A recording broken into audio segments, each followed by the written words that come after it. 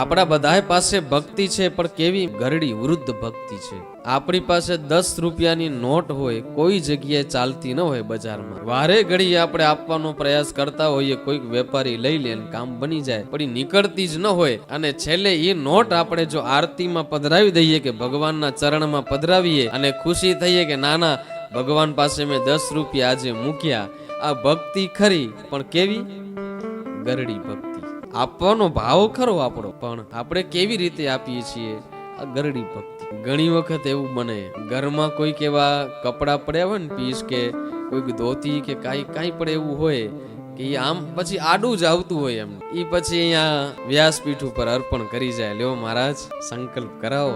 ઘણા તો મહાભારતનું પુસ્તક આપી જાય અહીંયા, લો મહારાજ તમે આ અધ્યયન કરજો, વાંચજો। પછી આપણને મનમાં એમ થાય કે આ લાગે છે તમારા ઘરે મહાભારત થઈ છે, એટલે તમે આપવા માટે આવ્યા છો।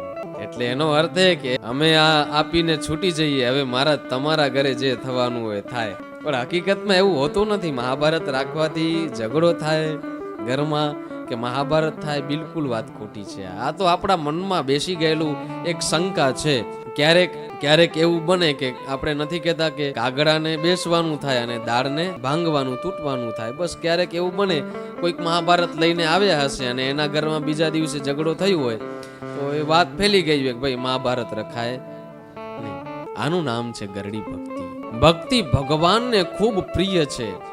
આપણને બધાને ભગવાન સાથે ભેટો કરાવનારી માધ્યમ જો કોઈ હોય ને, તો ભક્તિ મહારાણી છે। આપણી પાસે જેટલી ભક્તિ વધારે, એટલા ભગવાન આપણાથી નજીક આવતા જાય।